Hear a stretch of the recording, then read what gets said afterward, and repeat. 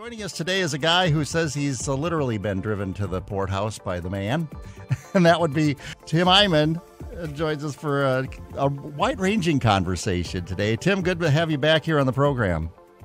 Hey, I appreciate it, Joe, very much. I'll laugh throughout this whole thing, but that kind of dark humor is about all you can really get you through these kind of situations, so forgive me for that. Yeah, the Attorney General wants another $2.8 million from you? Was it 2.8? Yeah, the $2.6 million in fines. Now he wants $2.8 million in attorney's fees, and the last 8.5 years has cost me literally everything I've ever earned, and I've got $29,000 left in my bank account. So I'm not quite sure where you're going to get that blood from that turnip, but it is gratuitous, which is nice. That as long as we're going to do this thing, let's go all the way. All right. I guess, hey, I could use a couple million if you got a few extra laying around, too. Hey, Joe, trust me, I went through all my bank accounts, and I rechecked, and I just didn't see the multi-million dollars in there. I thought maybe there was a grandmother treasury bill in there somewhere that I forgot about, but no, it wasn't actually in there. Well, now the Attorney General says that you and your tactics dragged this whole lawsuit out over a good number of years, and you were the reason that those legal bills and those costs to his department were racked up. How do you answer that? For 8.5 years, it's been an absolute siege. I mean, nonstop. I mean, I was getting pounded with motion after motion after motion, and my attorneys kept up as best they could, and we put up a vigorous defense throughout the entire thing. You're right. The AG is right. If we hadn't tried to fight back, it would have been a lot cheaper. But when your lawyers are telling me this is all crap, everything they're accusing you of doesn't actually violate any laws of the Constitution, you put up a vigorous defense. The problem was that I eventually ran out of money, and I ended up having to file for bankruptcy 2.5 years ago. Didn't stop them from going after me even harder. So I'm sorry I don't have an unlimited supply of money the way the AG's office does. They had 4 or 5 lawyers at every single hearing, every single motion. I mean, they were just absolutely had all the money in the world because it was taxpayer money. My side, I had to ask very nice people to give to, forgive me, timdefense.com. That's where I'm raising money to try and do an appeal on this thing.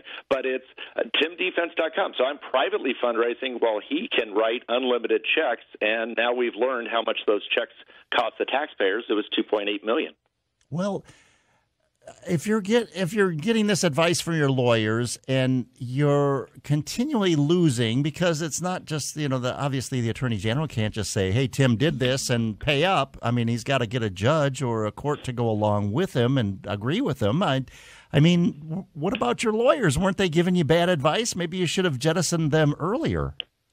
Well, I mean, what they were saying made sense. Just to give you an example, is that for 8 years I have asked people, please donate money to my legal defense fund or to me so I can survive this thing. So checks were made payable to Tim Eyman or Tim Eyman Legal Defense Fund. The AG came up with this kooky, unprecedented legal theory that those were all campaign contributions.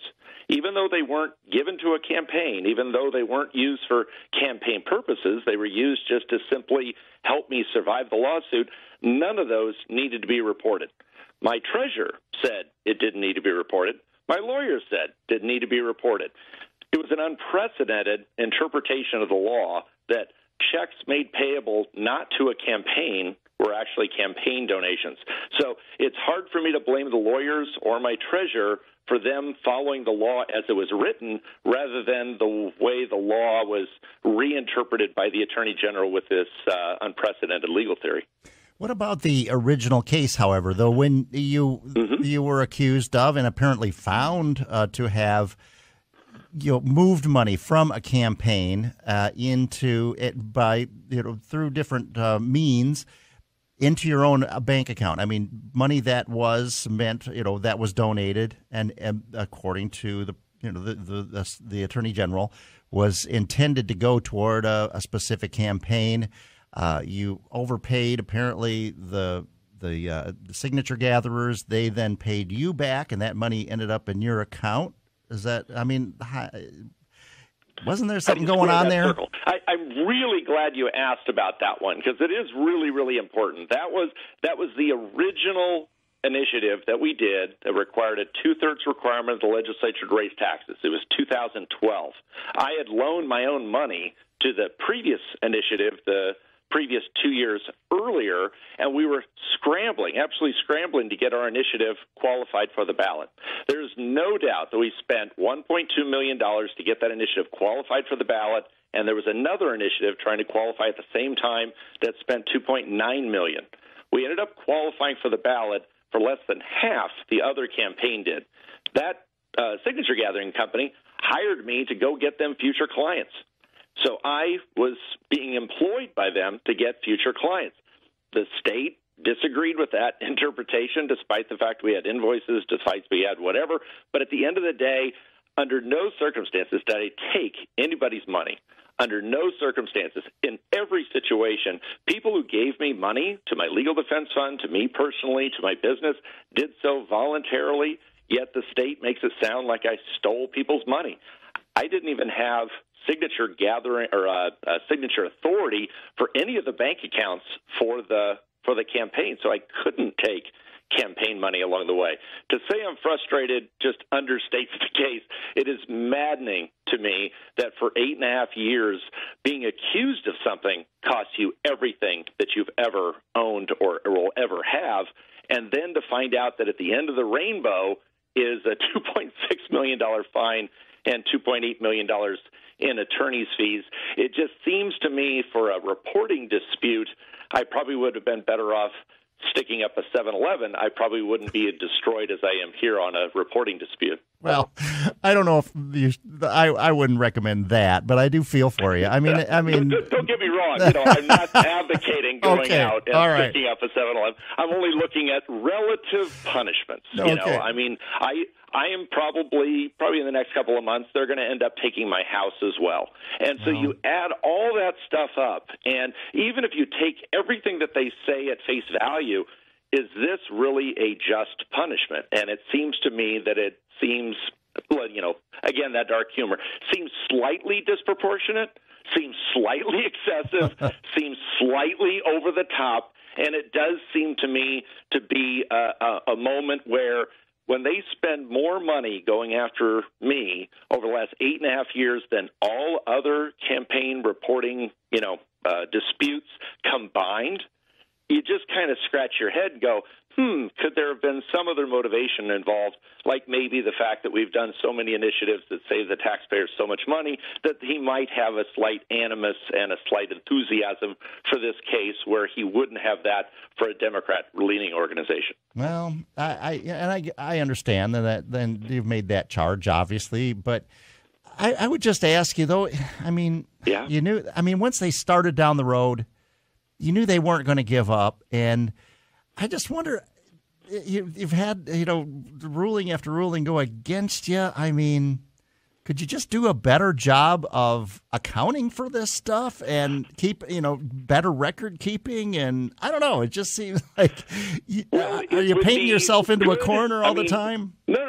I think having a better crystal ball would be helpful. If I could anticipate the reinterpretation of the law done in a way that's been different than any time in the future, the fact that our treasurer was a professional CPA, tax attorney, and former IRS investigator, and his judgment was that none of this stuff needed to be reported, and the law requires it to be the responsibility of the treasurer to do the reporting.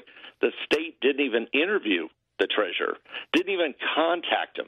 They ended up totally laying their focus on me and me alone. So it's not a matter of being careful. We were extraordinarily careful. For 22 years, I've been doing initiatives knowing there's a target on my back. It's just simply hard to anticipate this interpretation of law that says that if somebody writes a check to Tim Eyman or Tim Eyman Legal Defense Fund so that he can legally defend himself, it's hard for me to square that circle and say that's a campaign contribution and that you knew in 2012 that you had suddenly become a political action committee as a person and that you were required to do monthly reporting. Nobody in human history has ever been a political committee as a person, and yet that's the new ruling by this judge that Tim Eyman personally is a political action committee. It's about as strange and goofy as anything I've ever experienced. Well, Tim Eyman is on the line with us. I've got to take a quick break, Tim. We'll dig deeper into this and other issues. I don't want to just dwell on your own personal issues, but because there's other bigger issues facing our state. Well, for you, nothing bigger probably, but facing our state. Really good, important stuff. But thank you for having me on again. You bet, absolutely. We'll be back with more, and we got folks on the line that have comments or questions for Tim. We'll get to you in just a moment here on KGMI Connects. And on live with us today is tax initiative sponsor Tim Eyman, and we'll take your calls, your ideas, questions, comments, and let's go right to the phones, Tim, and welcome Rich in Ferndale to the program. Hi, Rich. How's Joe today? Doing well, yeah. Nice to hear Tim on. I applaud Tim for his stick-to-itiveness with the lawsuit. It's a matter of right and wrong, and money is irrelevant, and when you're really passionate about something, you don't care if you lose everything because it's about right and wrong. There's a lot of very rich people that will do something because they're passionate about it, regardless whether they get their money or back. People are passionate about what they believe in, and Tim has put his life into this, and now that the AG has made him into a financial martyr, he's got nothing to lose. So AG's pretty stupid. You take everything from a guy that he has, then he's got nothing to lose. He's going to fight like never before. Well, I appreciate that. That's one way to put it. I mean, any time in the last 8.5 years, I certainly probably could have moved to Idaho and sold real estate for a living. I mean, I absolutely could have walked away from it. But in my view, politics, political activism, initiative activism, I mean, that is the passion of my life. I've been doing it for 22 years. I would argue being very successful at it and then showing that a lot of voters agree with me. I think the original sin, if you want to call it that really got the AG all goated up and everything is our initiatives have saved the taxpayers $46.9 billion, lower car tabs, lower property taxes. I hazard a guess that if those initiatives had raised taxes $46 billion, I'd be getting awards from the Attorney General, not a lawsuit. He who has the most money wins, and the AG has the most money. They can literally say the sky is purple, and if you don't agree with it, you're probably breaking a law. And it's a vendetta like you've never seen. This is a communist tactic to go after someone forever because they don't like you. This is money that did not come from taxpayers. It's no different. I look at it as a GoFundMe. You're getting paid to do what you do by people who voluntarily give you money. So why should anyone care what is done with that money at all? I don't even understand the whole premise of suing somebody over freely given money. But that's the government. Well, and the thing that's kind of interesting, and like Joe said, let's not dwell on this completely. Let's highlight a couple of things. Happy St. Patrick's Day. I happen to be 100% Irish, so big day here. Second thing is, for the last 8.5 years, the money I was raising wasn't so that I could buy cars and go on vacations and stuff like that. It was to survive this lawsuit. So the goal here was to survive it. And I scraped and scratched and clawed, and all the money I ever raised and all the money I'd ever earned in my entire life was simply put on the line to get a ruling from this judge in the hope that it would be a just ruling. Instead, it kind of went completely nuts. $2.6 million, $2.8 million in attorney's fees. And the thing that we don't talk about as much is all the restrictions on basic First Amendment rights that they included in the ask of the judge, and the judge rubber stamped it.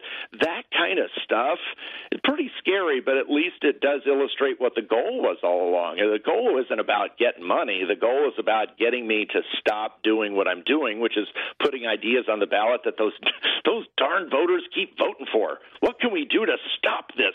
We need to stop Eyman. And it's just like, wow, that's about as fascist a move as you can imagine. Well, but the Attorney General himself said that this doesn't keep you from doing that, from writing initiatives, from promoting initiatives. It just keeps you from being the guy in charge of the checkbook and in charge of the money.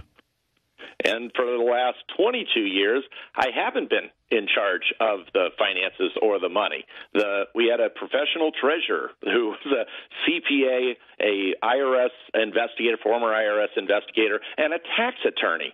I couldn't sign a check on the campaign account. I mean, that's the weirdness and the absurdity of this entire thing, is that I couldn't walk into the bank and ask the bank, please take out $30 tabs initiative checks and put them into my bank account. I couldn't do that. But to move off this topic a little bit, and as you pointed out, there's a lot of things going on.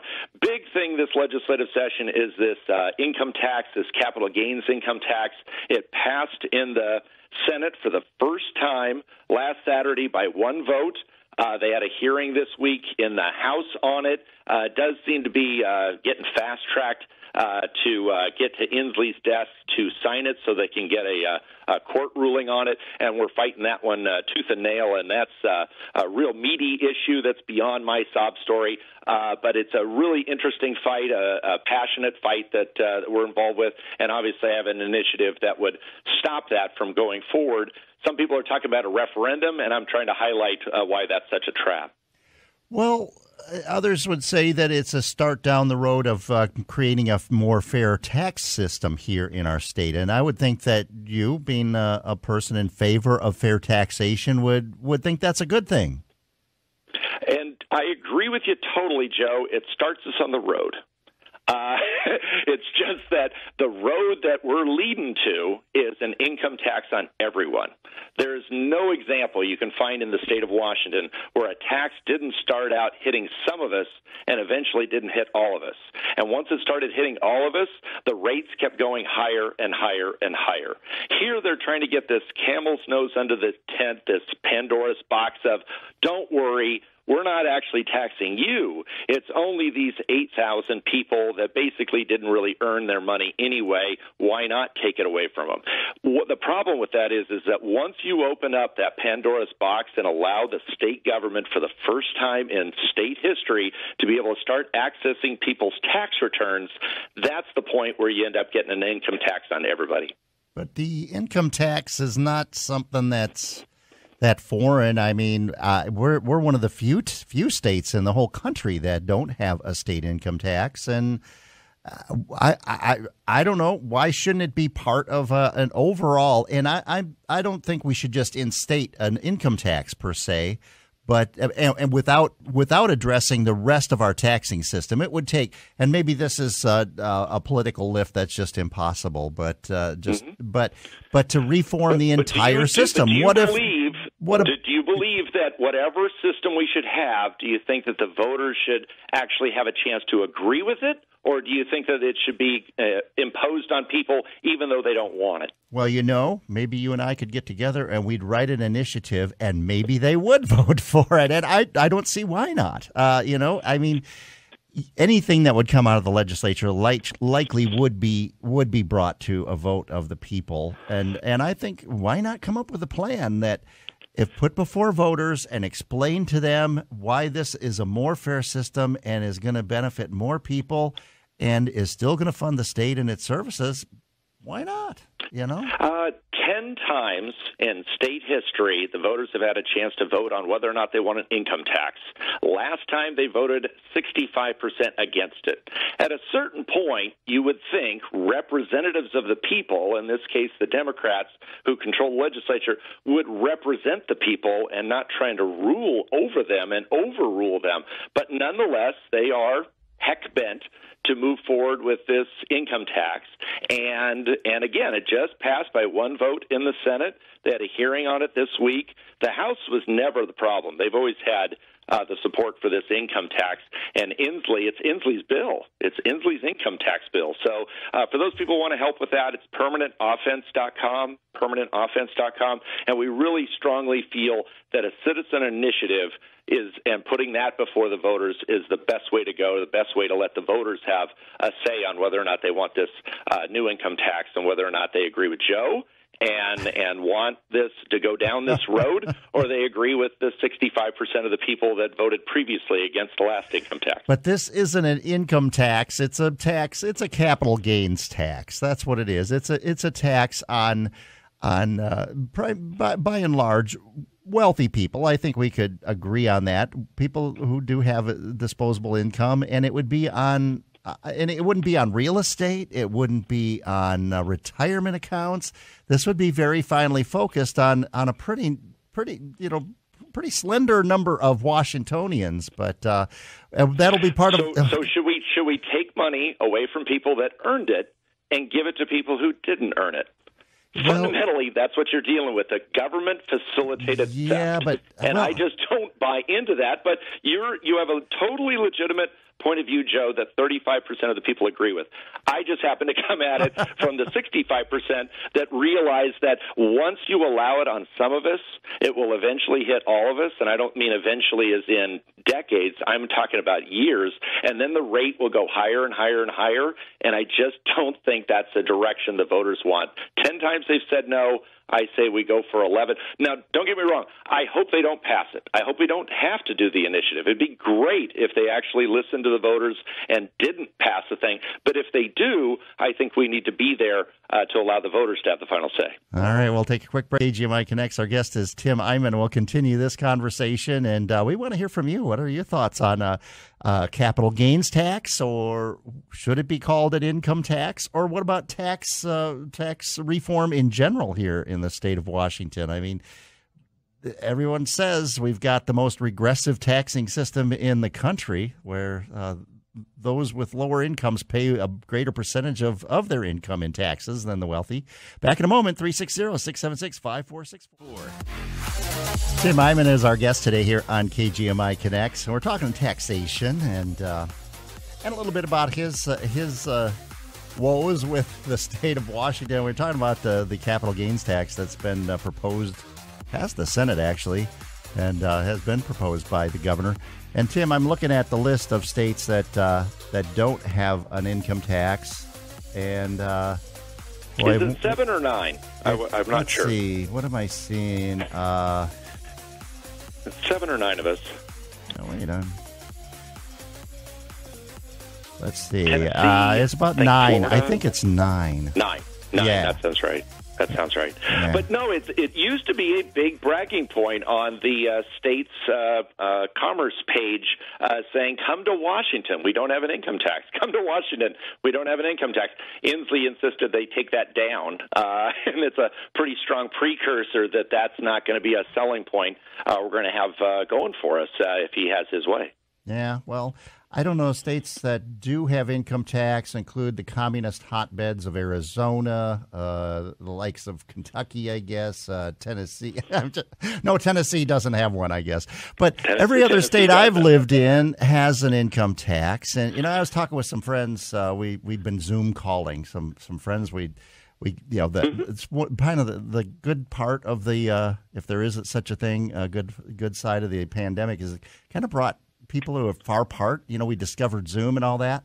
We get together once a week, and in my home state where there is an income tax, we're talking about taxation. And, and in fact, I lived in the state of Colorado for many years, and we lived, the first house we bought in Colorado was in unincorporated. We were right in the thick of Denver, but just by I guess luck of the draw, we were like across the street from Denver proper. So we were in unincorporated Arapahoe County, and our sales tax, we'd buy any large item, I'd say, hey, we live in unincorporated Arapahoe County, and I think our sales tax was like 3.8% or something like that. And see, so those are the kinds of reforms I'm thinking of is, let's bring down the sales tax rate. Let's bring down the rate we pay on property taxes and create a progressive income tax. And you just hit it the nail on the head. Is that's the shiny little object. Like you're going fishing and we're the fish, and we see that sparkly little object that you guys are sparkling out there going, don't worry, this isn't in addition to all the taxes you already pay. Right, this is instead of. Yeah, You've got to exactly. trust us. You've got to trust us that you give us this authority, and we promise you we will lower these other taxes. Now, let's say, just for argument's sake, which will never happen, there's no historical data to ever show that the legislature has ever reduced anybody's taxes, but let's just say they did do that. Within a year or two, they would jack it right back up again because there would be an emergency. I mean, the states you mentioned, I don't think have the kind of legislature and the kind of governor that we've got where you just can't trust them as far as you can throw them. And I really think that they've shown through their track record of 9 legislative sessions in a row, tax increases every legislative session, no matter what the economy was like, and they've raised taxes 35 times in 9 legislative sessions, and they've cost the taxpayers $52.1 billion in higher taxes, yet even that's not enough, and they're insisting on this one, which would be a $13.6 billion tax increase on top of all those other tax increases they've done over the last 9 years. Well, that's why I'm saying you and I could get together. We could write that initiative that would lay all this out and say, okay, here's what the income tax would do, and here's how it would bring down your sales tax, and here's how it would affect property taxes. We'd have it all laid out on the table, and we could even we could throttle them back, all those tax increase. We could do something great together, Tim. There was a court decision about 10 years ago where the legislature violated the law. There was a law that said that they couldn't do this certain thing with the spending limit, and the Supreme Court ruled 6-3. The legislature has plenary power. They have unlimited power. It's impossible for them to be restrained in any way. Whatever one legislature can do, the next legislature is not bound by anything that they said before. So if you open up this Pandora's box and you say, we're going to now allow the state government access to the tax returns of the citizens of the state of Washington, there is simply no reason why anyone should believe that it's not going to expand over time, rates are going to go higher, and it's going to be imposed on everybody, not instead of the highest sales tax in the nation, not some of the highest property taxes in the nation, but in addition to those things. You can't trust them. There's no system in the state of Washington that restrains the legislature. Even the court said no subsequent legislature can bind a previous one. All right. Well, crazy. We live in a goofy, strange, perverted state that continually votes for people that want to impose massive new taxes, yet they continually vote for initiatives that say we want to put some limits on their ability to tax us. It is a quandary to me to understand it, but as long as the voters consistently say we don't want an income tax, and they've said it 10 times, I want to give them a chance to say it 11 times. All right, let's. I got more I want to say, but let's hear from Bruce in Bellingham. Hi, Bruce. You're on with Tim Eyman. Hi, Joe. Hi, Tim. Hi. Yeah, Tim, I have a question for you on the income tax or the tax on cash that they're proposing. Now, if that goes through, do they have to pay capital gains tax also at the federal level? Oh, yeah. You get to do it twice. And yeah, oh, boy, they're lucky, aren't they? Capital gains to go up as well. Well, they'd have the money to pay it, I guess. But we're not done. So, yeah, it's on top of it, but it's a good question. Once government finds a way to raise taxes, I've never seen them cut taxes in Washington.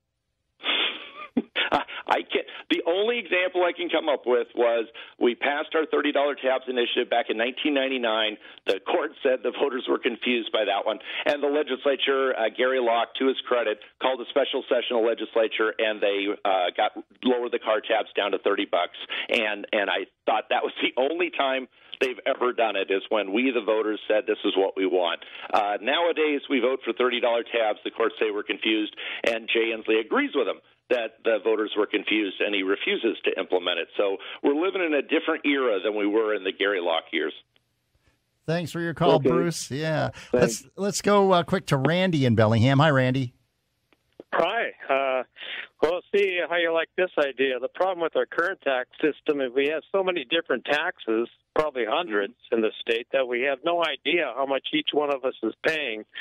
And what I think we ought to do is just replace all these taxes with the state income tax, and then at least we would have some idea of what we're paying. We were paid 5.5% or whatever the rate is, but it would only work state income tax wouldn't work if it's in addition to the other taxes, just Right. if it was a replacement. But the way things are now, they have so many different ways to go around things. Like when you did your $30 license fee deal, they went around that by charging more for gasoline. My trailer fees went up. My truck fees went up. They had weight fees went up. They just went around it by imposing more taxes. And I guess my point is that none of us really has any idea how much we're paying. Yeah. Well, So it's a really brutal system where there's no way that they're ever going to give up revenue ever. The only reason they're pushing this thing so hard is because it's just a gargantuan amount of new money. And they're dangling the Joe Teehan thing of, don't worry, somewhere in there we're mentioning that we're possibly going to lower other taxes maybe in the future. And if they can just get their hooks into that, they'll never let go of it. The most compelling part of the hearing earlier this week was how many wealthy liberals were on there testifying, saying, I'm wealthy, I'll pay this, I'm happy to pay it. I feel so proud to be so wealthy and so magnanimous and so saintly that I want you to tax me more. And all my testimony is all you wealthy liberals, you don't have to just pay this amount. You can pay as much as you want, anytime you want. You shouldn't force other people to do it. But if you're feeling so guilt-ridden about being wealthy, give the government as much money as you want. You don't need a tax to do it. And it was maddening to me to hear how self-righteous they were, how pompous they were, how full of themselves they were, and it's just not that compelling to say, hi, I'm mega wealthy, tax me more. If you're really wealthy, you don't have to worry about it. But what about us working class folks that just know that once you get this income tax in on some of us, it'll eventually hit all of us? But it's not go ahead, Randy, real quick. Yeah, go ahead. Why can't it just be on all of us? It would be, a tax that would go up with income, but just go to them and say, fine, we can go for this income tax, but not as an addition, but as a replacement. Yeah, and that's my point too. Thanks for your call, Randy. And real quick, I got to take a break, Tim. But that's his baby. He's been dealing with for years now, and I guess just along the lines of what Randy was saying, and what I've been trying to say, maybe you say everybody's got it out for you, but wouldn't it be more productive to try to reform the system rather than just attack it, just to cut at it and slash at it? What about just retraining the dragon and with your initiatives? I think the voters have said consistently that a big, broad, huge change they know is never going to happen. I mean, you just can't do it if for no other reason than the single subject rule, which apparently only applies to us. But the other thing that fundamentally is the problem is that right now, with the Democrats in charge of the House, the Senate, the legislature, the courts, the most we can hope for is to stop them from passing bad stuff. That's the most we can hope for. And this income tax, which is coming, which 35% of the people think is a great idea, but 65% of the people hate the idea. That's the idea that we're wanting to put on the ballot. And a real quick victory, I really want to highlight this, a very important, significant victory is in the midst of this siege, in the midst of this awfulness that was happening to me, that one of our biggest priorities this legislative session was stopping a bill to repeal those tax advisory votes that appear each November telling you how many taxes were increased, how much they're going to cost, how legislators voted on the bills. The Democrats were gunning for that thing really intensely, and just through virtual emails and Zoom and hearings, et cetera, thousands of citizens ended up emailing all 147 legislators and just pounded them saying, don't hide your tax increases, don't take away my right to vote. And the bill died last week, and it was just a big victory for transparency and accountability for us to continually at least know how much our taxes are going to go up each year with those tax advisory votes. It was a big, big victory for us. All right, let's go to our phones. Cool. John in Ferndale's been holding on. Hi, John. Hey, Joe. Yeah, I'm just wondering why we're taking tax advice from a guy who's been convicted of financial crimes over and over. I mean, before when it happened, he gave a tearful apology to the judge, said, I'll never do it again. went right back out, did it again. I'm watching this video of you steal the office chair. Now, this is the part where you're in between the two doors, and you're turning in the chair like a child would. It's almost as if you think no one can see you, and then you push it out, and it's like, you're a thief. I don't care what you say. You have zero credibility, my friend. And maybe if you think of yourself as a working-class guy, maybe you should go to Montana and become a real estate agent and work for a living instead of grifting off the public with these bogus campaigns trying to hobble the state. You're a bad person. Did you ever vote for any of our initiatives over the years? Okay. Did you ever vote for any of them? John? Yes. Did you vote? Did you ever vote for any of Tim's? Any of the initiatives we've ever done? No, I did not. Because you're a crook. I saw you from the get-go. You're a huckster. Okay. You're a criminal. Well, Tim, I guess, Tim, you'll admit, I mean, your personality is tied to these initiatives very, very tightly. And so people do and I tend to think that your idea that the state and these officials, Bob Ferguson and the Jay Inslee, the Democrats in Olympia, they're all out to get you. They're hell bent on destroying you. But still, you are the guy with the target on your back. Absolutely. And let me make a real important distinction for whatever it's worth. Criminal is you go to jail. Here we're dealing with a dispute over whether or not reports were filled out correctly by the treasurer that we had. So if I was a criminal, I'd be in jail. What we're dealing with is the reason they're heaping so many fines on me is because people voluntarily sent me money so I could survive this lawsuit, and they said that needed to be on a campaign report. Now, I don't know where most people come from as far as what their ideas are, but people that vote against our initiatives tend to not like me. People that vote for my initiatives either have no opinion on me, which is probably the majority of them, and the rest of them kind of like what I do. At the end of the day, though, with ballot measures, what's so fantastic about them is you don't have to give a darn about me. You have to only evaluate the ideas that I'm putting forward. And in the last 22 years, we put 17 ideas on the ballot, and voters approved 11 of them. The guy that was just on the phone earlier, he didn't vote yes on 17 of them. He voted no on all of them.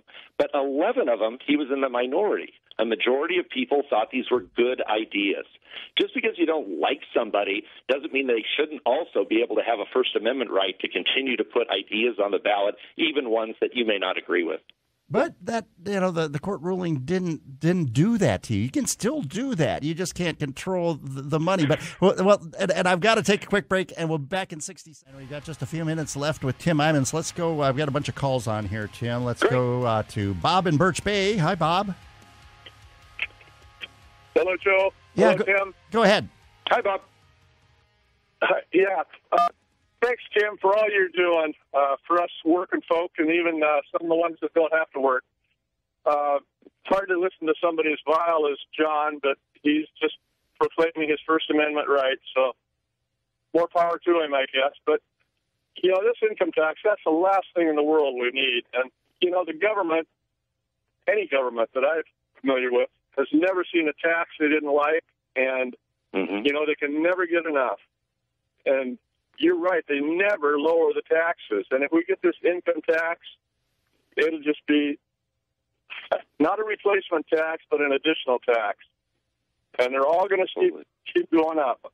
I got a chuckle out of an article in Herald a week ago talking about one of the departments and how they had to really tighten the strings on everything and tighten their belts, and because they didn't think they were going to have the income that they expected.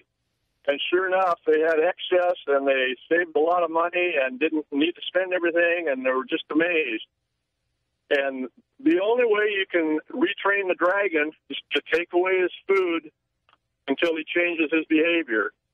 And the only way you'll ever reduce taxes is, you just got to cut them back, and people got to keep saying no. And government's going to have to shrink or tighten its belt, because otherwise they're just going to keep expanding. Yeah. All right. And Joe, why don't you go to another caller? That guy said it beautifully. I have nothing to add. Okay, let's go to Michael in Linden. Hi, Michael. Hey, Joe. Hi, Mr. Eyman. Thank you so much for being a guest on the show today. I just want to second the previous caller and say we really appreciate the work and the ideas and the things that you actually put on the ballot where we, the people, actually can have a voice in some of these issues. I would just like to mention a couple of things. You know, in Washington State, if you look at our history, in 1982, they created the lottery to fund education. Now we have lottery, pick 3, pick 4, pick 5, Keno, several other games, all kinds of scratch-off tickets, and we have the McClatchy decision that says we're not even funding education with the state. A second example, we just received billions of dollars from the federal government in COVID relief. 95% of that was earmarked to go to nursing homes did not even make it to nursing homes. They reallocated the money somewhere else. So they'll cry and they'll say, the latest number that they're coming out with, $7.1 billion is going to come from the federal government, and yet they're still pushing for a tax increase despite that. All right, Michael, thanks for your call. Just a couple of minutes. Let's go to Larry in Everson. Hi, Larry. Great, thanks, Joe. Tim, don't worry about people like Despicable John. He lost credibility the day he said that it was a happy day for him when Rush Limbaugh passed away. He's just a piece of human debris. Washington State supports you. We appreciate everything that you do for us. You keep up the good work, man. We'll pat you on the back when we meet you. Thank you. Well, I really appreciate it, and it's a shameless plug, but I really want to appeal this unconstitutional restriction on First Amendment. It's timdefense.com, timdefense.com. My attorney, Richard Sanders, he's a former Supreme Court justice, really good guy, making all the right arguments about how Eyman didn't take anybody's money, these weren't campaign contributions, he wasn't the treasurer, this stuff didn't need to report it anyway.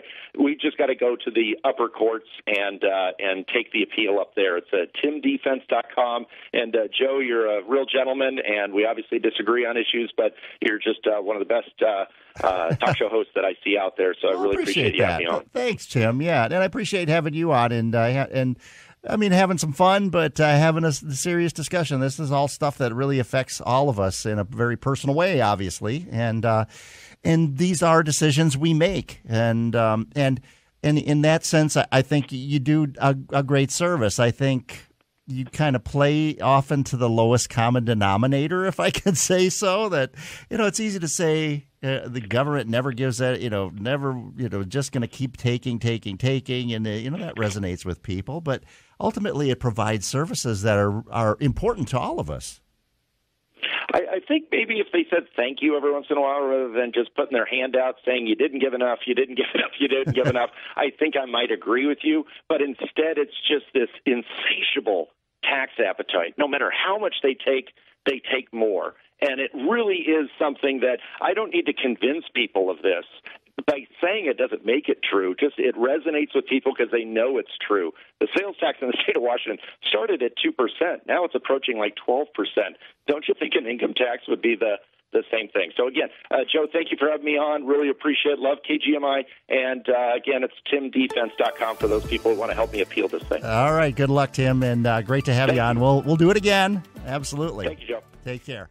And